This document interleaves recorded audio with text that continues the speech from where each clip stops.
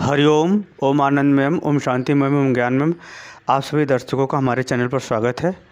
आज हम लोग यूपी टेट सी टेट पर आधारित क्वेश्चन को हल करेंगे जो समझ स्तर पर है।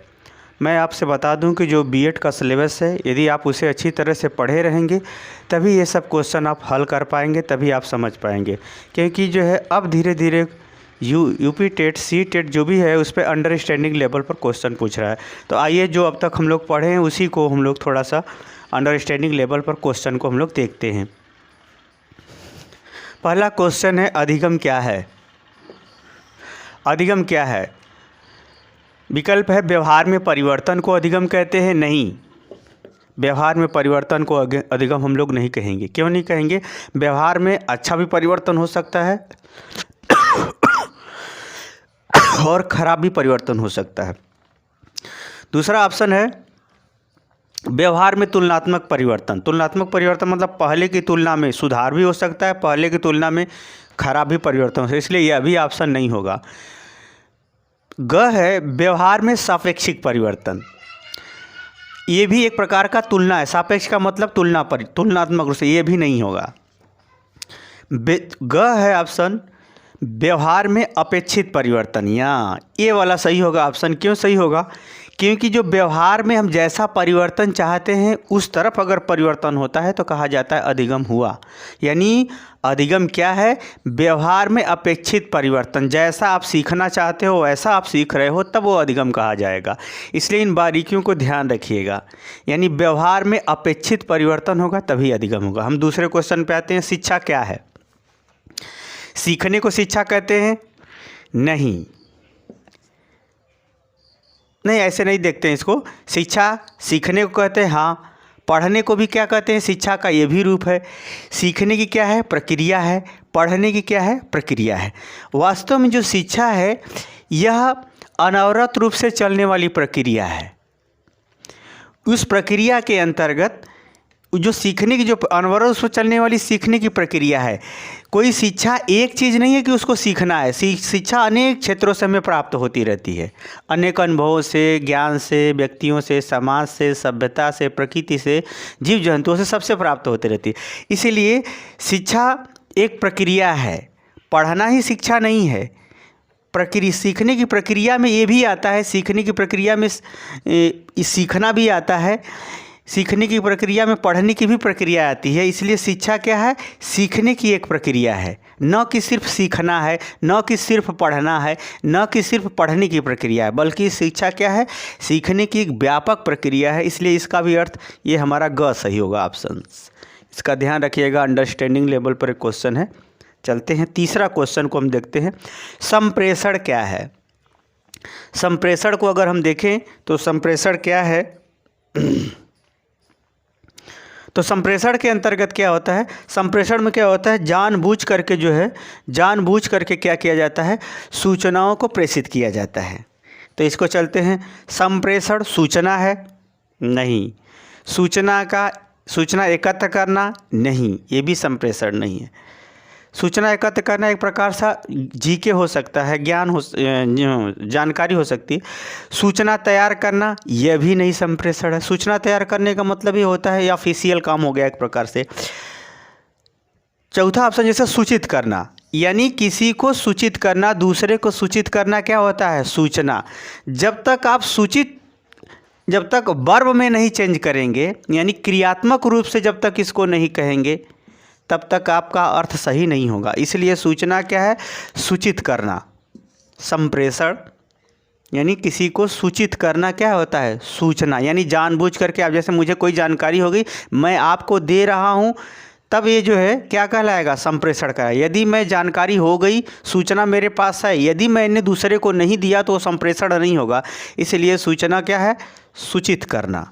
संप्रेषण क्या है? सूचित करना। जब तक आप सूचित नहीं करेंगे, दूसरे को वह चीज़ पहुंचाएंगे नहीं, जानकारी नहीं देंगे, तब तक वह संप्रेषण नहीं कहा जाएगा। संप्रेषण का मतलब होता है जानबूझ करके सूचनाओं को एक स्थान से दूसरे स्थान तक, या एक माध्यम से दूसरे व्यक्ति तक, माध्यम तक पहुंचाना क्या कहलाता है? संप्रेषण कहलाता है। इसलिए सूचित करना ही क्या कहलाएगा? संप्रेषण। चौथा चलते हैं। संप्रेषण तकनीकी क्या है? तकनीकी का उपकरण है? नहीं। तकनीकी का माध्यम है, नहीं, ये भी गलत होगा ऑप्शन। तकनीकी तो अनेक प्रकार की होती है, यहाँ संप्रेषण की बात हो रही है, यानी सूचना को जो एक स्थान से दूसरे स्थान तक प्रेषित करने का जो माध्यम होता है उसकी बात हो रही है। उसमें तकनीकी क्या है? सूचना का माध्यम है, नहीं। सूचना का अनेक माध्यम हो सकते हैं, व्यक्ति, समाज, कुछ भी हो सकता है, उपकरण भी हो सकता है। सूचना संप्रेषण का माध्यम है, ये ऑप्शन सही होगा। चौथा ऑप्शन से सूचना संप्रेषण का माध्यम, यानी इस सूचना को एक स्थान से दूसरे स्थान तक ले जाने के लिए, एक स्थान से दूसरे स्थान तक ले जाने का जो है माध्यम है। सूचना संप्रेषण क्या है? एक स्थान से दूसरे स्थान तक सूचनाओं को तकनीकी माध्यम से ले जाने का आधार। इसलिए हमारा घ वाला ऑप्शन सही होगा। आगे चलते हैं। अगर हम 5वें क्वेश्चन की बात करें तो विकास क्या है? 5वें क्वेश्चन के लिए हम बात करें तो विकास क्या है? तो विकास वृद्धि का परिणाम है। हाँ, ये भी परिणाम होता है, वृद्धि के कारण से परिणाम होता है। वृद्धि का माध्यम है, वृद्धि का माध्यम है, नहीं। अनवरत प्रक्रिया है, परिमाणात्मक स्वरूप है। वास्तव में जो विकास है यह न चाहते हुए भी होता रहता है अनेक क्षेत्रों से, ये हमेशा धनात्मक होता है। इसलिए विकास एक अनवरत प्रक्रिया है जिसमें व्यक्ति कुछ न कुछ सीखता रहता है, कुछ न कुछ वृद्धि करता रहता है। वृद्धि का परिणाम होता है, ये बात सही है, लेकिन सब वृद्धि पॉजिटिव और निगेटिव होती है। यह क्या होता है? हमेशा विकास क्या होता है? धनात्मक होता है। अतः इस क वाले ऑप्शन से कहीं अधिक सार्थक और उपयोगी क्या है? अनवरत प्रक्रिया। घ वाले अगर ऑप्शन को देखें, विकल्प को देखें, परिमाणात्मक स्वरूप, जबकि विकास में परिमाणात्मक और गुणात्मक दोनों पहलू आते हैं। इसीलिए अगर इन सभी ऑप्शनों को दृष्टिकोण से सोचें या व्यवस्थित रूप से विचार करें तो विकास क्या है? एक अनवरत यानी लगातार चलने वाली प्रक्रिया है। यह ऑप्शन सबसे उपयुक्त होगा, इसलिए 5वें में ख सही होगा। छठा चलते हैं। वृद्धि का पहलू क्या है? क्रियात्मक वृद्धि में क्रिया होती है, हाँ होती है। वृद्धि का पहलू प्रयोगात्मक होता है, हाँ ये भी होता है। वृद्धि का पहलू संख्यात्मक होता है, संख्यात्मक, हाँ ये भी होता है। लेकिन वृद्धि का पहलू मात्रात्मक होता है, हाँ। यानी जो मात्रात्मक जो पहलू होता है ये सबसे व्यवस्थित पहलू है। अर्थात वृद्धि को हम मात्रा के रूप में माप सकते हैं, उसको हम उसका परिमाण यानी मात्रात्मक पहलू की दृष्टि, ये सभी का परिणाम, क्रिया का भी परिणाम मात्रा में मापा जाता है, प्रयोग का भी मात्रा में, संख्या का भी इसलिए इन सभी ऑप्शनों में सबसे अच्छा ऑप्शन जो होगा वह मात्रात्मक पहलू का होगा। 7वां अगर क्वेश्चन चलते हैं। विकास होता है सिर से धड़ की ओर, अंगों से शीर्ष की ओर, धड़ से सिर की ओर और सभी ओर। वास्तव में जो विकास होता है वो गर्भावस्था के अंतर्गत सिर से धड़ की ओर होता है, सिर से पैर की ओर तरफ होता है, फिर सिर से सिर बनता है, फिर धड़ बनता है, फिर अंग उपांग पैर और बनते हैं। ये है 7वां ऑप्शन। 8वां चलते हैं। मापन क्या है? मापन मात्रक है, मात्रक यानी मापने का साधन होता है, उसे मापन कहते हैं। परिवर्तन नहीं, परिवर्तन तो किसी भी चीज़ का होता रहता है, उसका हर चीज़ का मात्रक हो ऐसा कोई ज़रूरी नहीं होता। मात्रक की इकाई है, हाँ। मापन वास्तव में क्या है? मात्रक की इकाई है। कोई ऐसा पैमाना नहीं है जो उससे सभी को मापा जा सके, इसलिए मात्रक जो है आंसर यह अधूरा है। इसके जगह पर सबसे अच्छा ऑप्शन होगा ग, मात्रक की इकाई है। यानी किसी भी क्षेत्र में अगर हम मापना चाहते हैं जिसका मापन संभव है तो उसमें एक इकाई का जो पैमाना का जो काम करता है उसी को हम क्या कहते हैं? मापन। 9वां विकल्प देंगे। विकास और वृद्धि में भिन्नता।